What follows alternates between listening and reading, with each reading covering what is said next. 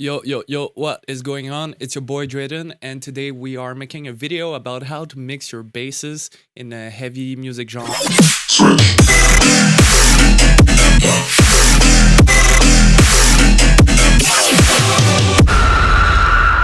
So this lesson was requested by Official Jin, who said, "Great tutorial, please do a video on mixing, mastering individual basses for your songs." Because I just released an official remix for 12 Planet on Disciple called Let It Bang, I thought, why not use this one? So I'm just gonna deactivate the mastering because it may slow my computer, and let's listen to this.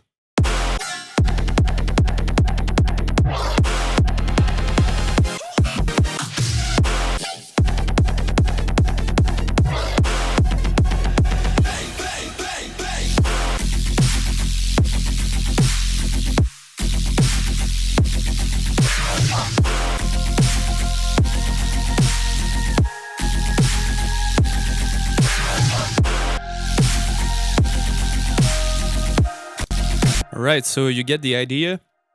So recently when I'm making music, I'm always doing a separate session for the composition of the verse, intro and build up, and the drop. Because when I'm composing for the drop, I'm using a lot of different plugins and post-processing, and that requires a lot of CPU.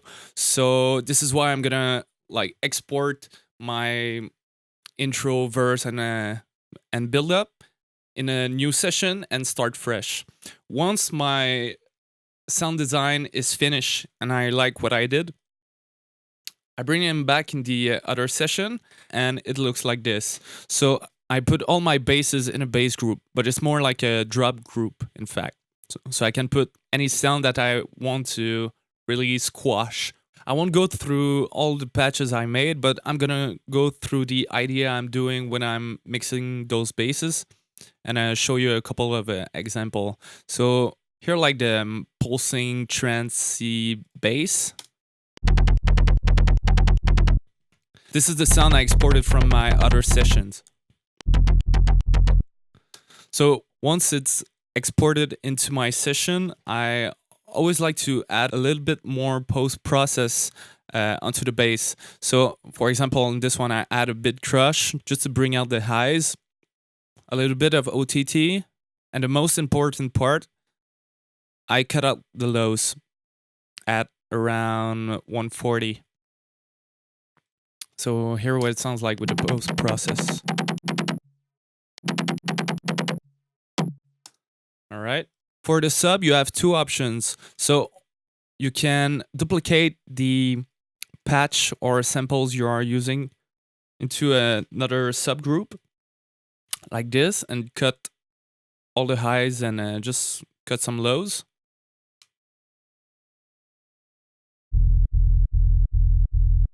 When you're using this technique, you really make sure that the sub follows along with the original bass patch. If you use, for example, another VST like Serum or whatever, the rhythmic may not be exactly in sync with the original bass. So this is why sometimes I prefer to use this technique. But for example, on the brass hit right here, you can see I cut out all the lows. Did some EQ over there.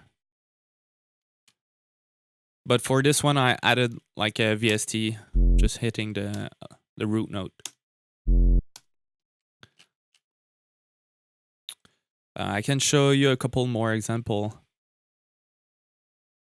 Here, this neuro bass.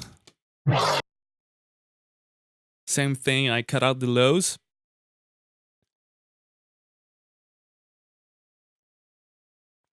I duplicate the patch in the sub group. Cut the highs, cut the lows, did some adjustment here.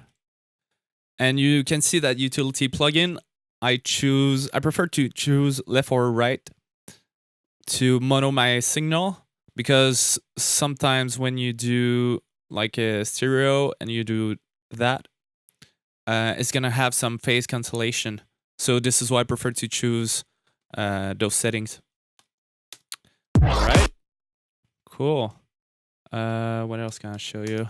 All right, for this, I think what I did is I used the exact same preset as this one, but I applied some different post-process on it. So it sounds like this. And same things, I only apply like an EQ, got some lows, and put the sub in another group and put it on mono. So what you should keep in mind is to make your sounds in another session so you can really get creative and not slow down by your CPU. Once you kind of like the sounds, export them, print them, and after that, bring them back in your other session and play around with the sound a little bit more so it can really fit and sit down in your mix. The next thing is to separate the top bass layer with the sub layer and put them in different group. Once you have that, it's just an EQ job. What I can say is really when you're mixing, try to use Vox and Go and like a spectrum analyzer so you can have a clear visual of what's going on. Sometimes some frequencies will pop out and you know you can pull them down. Once I have all that laid down and I'm happy with my mix, I want to get that super loud sound, you know, -4, -3 LUFS. So to get that, you want to send your top basses to a bus and your sub to another bus. Then you want to limit them separately, like this.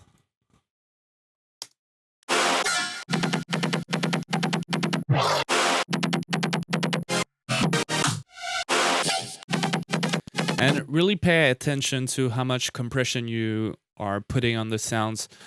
Sometimes you only need like maybe 4 dB of reduction. Sometimes you're gonna need more. It really depends of the song.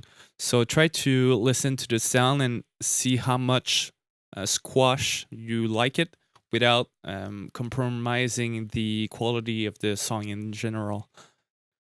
So for this song, I went with a pretty, hard squashing. Also try different preset right here.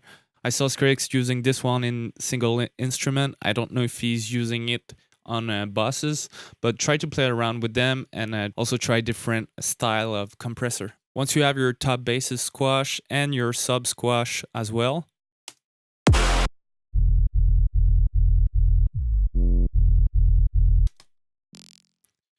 you'll have to squash them together. But for that, it's really important to do it the right amount or it will distort as hell. I'll show you why. Here you can see I have like -5 dB of reduction. Here my top bass alone, it's hitting 0, right? And here my sub, it's at -2. So it's really when you put them together that it has to be squashed. So that's it. Once you have your top basses and sub basses, you can send them in the master chain and you're good to go. So that's it for today. I hope you've learned something. If you have any question about what we covered today, write them down in the comments. Also, if you have any request for a future video, let me know. And I'll be happy to respond and help you guys. Peace out.